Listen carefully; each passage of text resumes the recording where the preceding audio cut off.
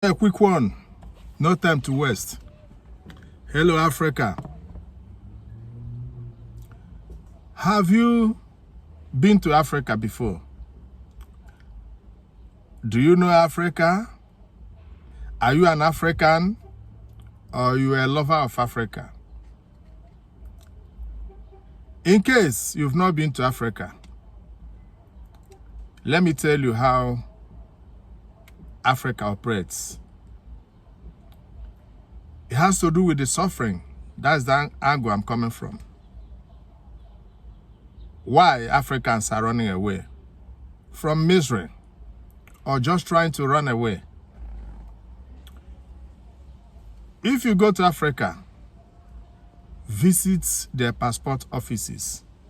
That's immigration office, where passports is being processed, and see the mammoth crowd that are trying to escape to obtain the passports as a traveling document. Then, after visiting there, go to the visa processing offices or centers and see the number of people that are trying to get visa to get out of Africa. Sometimes the offices open as early as 7:30. That's first section. Some 9 o'clock, 10 o'clock, 12 o'clock. You see, and the kind of money that, the kind of capital flights that is leaving Africa. Because you have to pay for the processing of the visas. Whether they issue you visa or not, you have to pay. Have you seen Africans trying to cross the deserts? The deserts. The lonely deserts. Do you know how many Africans that perish in the deserts? Have you seen Africans trying to cross the high sea to go to Europe? Do you know how many that have lost their life in the struggle to cross either the sea or the deserts?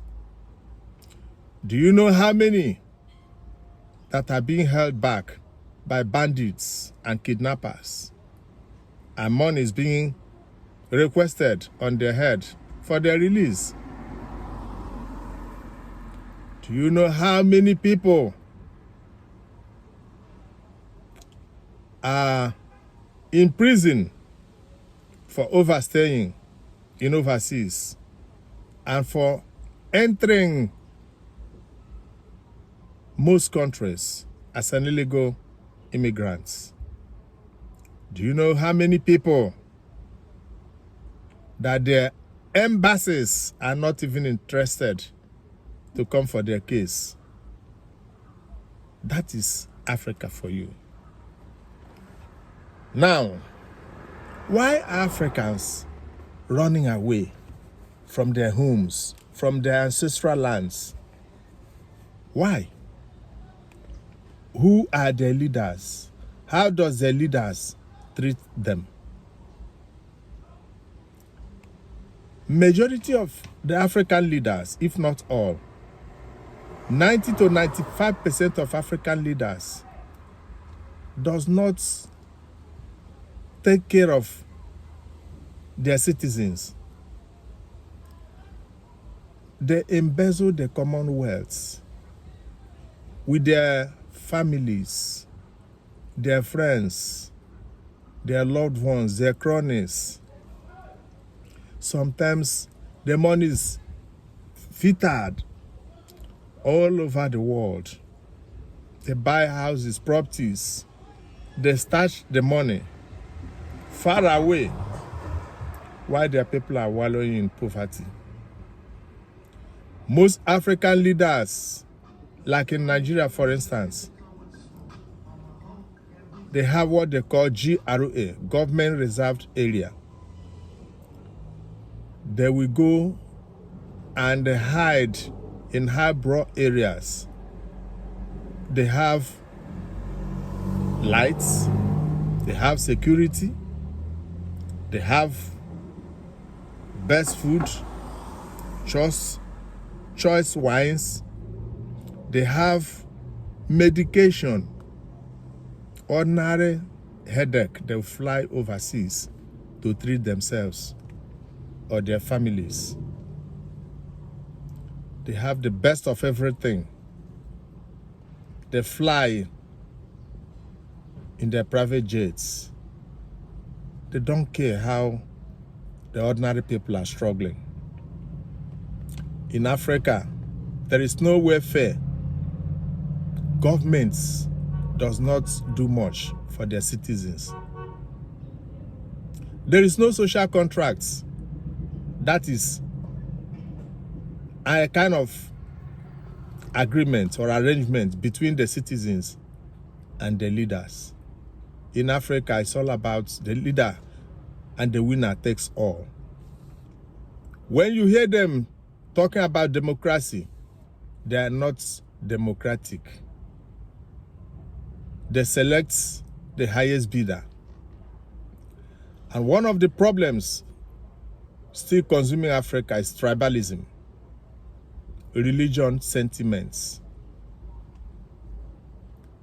That is one of the major problems. Even when they know that the person is not capable enough, because it comes from their region, because it's their relative, or just their tribe, there will be war. There is no election in Africa. What they do is selection. Africa is passing through a lot.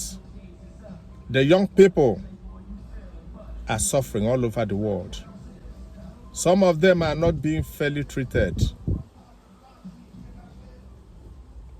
in countries that they are residing. There is a kind of maltreatment going on. Most of them, Africans are running away from their homes, and many of them might not come back to Africa. Instead of Africa improving in infrastructure and all that, is declining every day. A lot of wars, genocide, a lot of sicknesses and diseases, hatred amongst themselves. Africa, wake up. Unite. Organize yourselves as a civilized society. Be your brother's keeper. Stop the hate. Wake up. Don't let them divide you. Share this video and follow me on my Facebook page. Thank you and God bless.